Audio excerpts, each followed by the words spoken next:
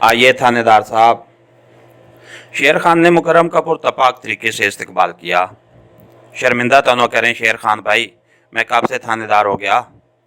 यार हमारे लिए तो थानेदार होना, क्योंकि जिस काम की जुर्रत थानेदार को नहीं होती वो आप बेखौफी से कर गुजरते हैं। इस लिहाज से तो आप थानेदार से बेहतर हैं। बस ज़रा नवाजी है सेठ साहब और आपकी, वरना मैं किस काबिल हूँ। अच्छा बैठो और ये बताओ क्या चलेगा, बियर, विस्की, शेरी या कुछ और। फ़िलहाल तो सिर्फ चाय, ये चीज़ें रात को ही भली लगेंगी। हा हा हा, शेर खान ने फरमाइशी कहका लगाया।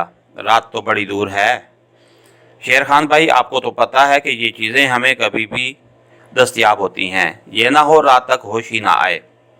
कुछ नहीं होता यार, एक दो पैग से क्या फ़र्क पड़ता है। फ़र्क तो कोई नहीं पड़ता, मगर फिर भी इस टाइम बेहतर नहीं है। चलो जैसे तुम्हारी मर्ज़ी, शेर खान ने खुश दिली से कहते हुए मुलाजिम को आवाज़ दी। ठीक है, चाय और कुछ खाने को ले आ। शेर खान भाई आप बताएं कौन सी खुशखबरी है। एक तो वही कमर्शियल वाली की बात है जो मैं आपको पहले बता चुका हूं, और मेरे कहने पे ये प्रोग्राम सिर्फ आपके लिए ही तरतीब दिया गया है। एक दो घंटे की डांस पार्टी के बाद वो तमाम रात के लिए आपकी होगी। बल्कि सेठ साहब तो कह रहे थे मगर अगर मुकर्रम का जी एक रात में ना भरे तो मजीद एक रात के लिए उसे रोक दिया जाए। दूसरा, सेठ साहब ने तुम्हें 5 लाख रुपया देने का हुक्म भी दिया है। सच शेर खान भाई? मुकर्रम ने नदीदों की तरह होंठों पे जबान फेरी। 100% सच। शेर खान का लहजा एतमाद से पुर था। उसके लिए मुझे क्या करना पड़ेगा? कुछ नहीं, ये तुम्हारा इनाम है। बहुत बहुत मेहरबानी शेर खान भाई। नहीं यार, ये तेरा हक था। अब ये बताओ कि थाने में किसी से बात हुई है? नहीं, मैंने मोबाइल से वो कनेक्शन ही निकाला हुआ है जिसका नंबर उनके पास है। तो फिर तुझे पता कैसे चलेगा कि थाने में क्या हो रहा है? उसमें पता चलने की क्या बात है? ये तो 2 और 2 4 का मामला है। गिलासों पर मेरी उंगलियों के निशान सब थे, और मुझे यकीन है अभी तक उन्हें पता चल गया होगा कि मुजरिम कौन है। फिर भी यार किसी से तो रब्ता करके पता कर लेते। अभी कर लेते हैं, ये कौन सी बड़ी बात है। मुकर्रम जेब से सेल फोन निकालते हुए बोला। कनेक्शन बदली करके उसने एक नंबर डायल किया। शराफत, क्या हाल? राब्ता होते ही वो मुस्तफसर हुआ। हाल ठीक नहीं है भाई, तुम कहाँ गायब हो? सारा पुलिस स्टेशन तेरी तलाश में सरगर्दां है। खैर तो है? खैर कहाँ? उन गिलासों पर तेरे फिंगरप्रिंट मिले हैं और एसपी साहब ने हुक्म जारी कर दिया है कि तुम जहाँ कहीं भी मिलो तुझे गिरफ्तार कर लिया जाए। इसलिए जितनी जल्दी हो सके वापस आकर सफाई पेश करो। शराफत, ये काम मैंने नहीं किया यार। शराफत, ये काम मैंने नहीं किया यार। मेरे मानने ना मानने से क्या होता है भाई? ये बात किसी से सीनियर से कहो। चलो ठीक है, सोचते हैं इस बारे, खुदा हाफिज, कहते हुए उसने फ़ोन ऑफ कर दिया। अब लगे हाथों अपने थाने के सीनियर को भी फ़ोन कर दो और उसे कहो कि आप अपनी इस गलती पे बहुत परेशान हैं। क्या मतलब? खुद से इकरार जुर्म कर दूं? उसके लहजे में हैरत थी। बेवकूफ़, ये अदालती बयान नहीं है।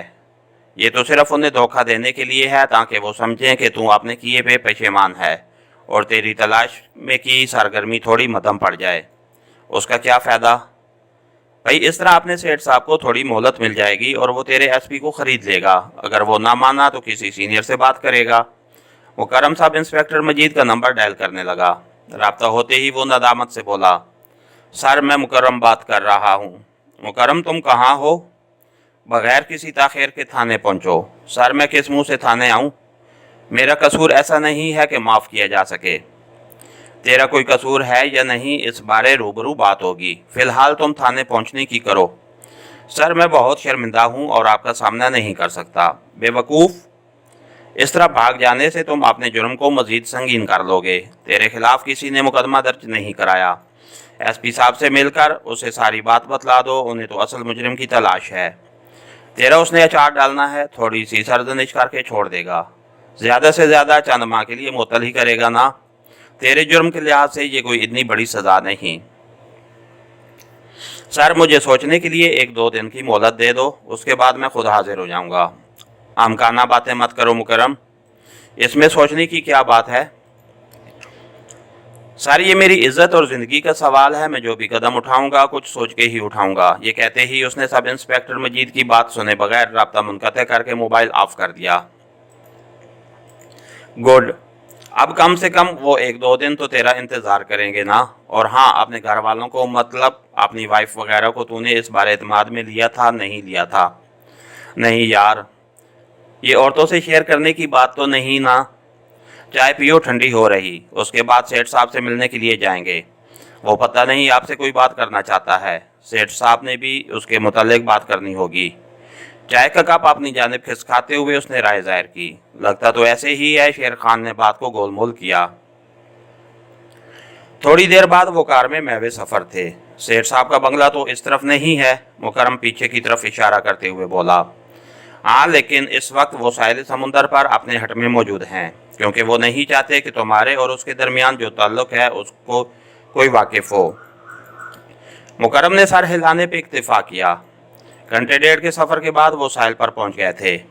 کار کے شیشے کالے رنگ کے تھے، اس لیے مکرم بڑی بے فکری سے بیٹھا تھا۔ کار میں ان دونوں کے علاوہ شیر خان کے 2 باڈی گارڈ بھی موجود تھے۔ شیر خان گاڑی کو ساحل کے بارونق حصے میں روکنے کی بجائے ویران حصے کی جانب لے گیا۔ ایک جگہ کار روک کے وہ بولا، چلو نیچے اترو۔ مگر یہاں تو کوئی ہٹ نہیں ہے، اس کے لہجے میں حیرانی تھی۔ ہٹ بھی نظر آ جائے گا میری جان، نیچے تو اترو۔ شیر خان خود نیچے اتر گیا، باقی تمام بھی نیچے آ گئے تھے۔ مکرم، مجھے بہت افسوس سے یہ کہنا پڑ رہا ہے کہ تمہاری سانسیں پوری ہو چکی ہیں۔ وہ تجھے قتل کرنے کو جی نہیں چاہ رہا، مگر کیا کریں کہ تمہاری زندگی ہماری موت ہے۔ اس لیے دوست ہمیں معاف کر دینا، البتہ کوئی آخری خواہش ہو تو بتلا سکتے ہو۔ یہ کو کیا مذاق ہے؟ مکرم کی زبان لڑکھڑا گئی تھی۔ خوف کی شدت سے اس کا رنگ پیلا پڑ گیا تھا۔ نہیں، یہ حقیقت ہے بھائی، اسی کو جرم کہتے ہیں۔ ہمیں جان بچانے کے لیے تیری بلی دینی پڑے گی۔ شیر خان نے جیب سے 30 بور پسٹل نکال کر اس قریب پہنچ گیا۔ کچھ خدا کا خوف کریں شیر خان بھائی۔ پسٹل کو دیکھ کر اس کی ٹانگیں لرزنے لگی تھیں۔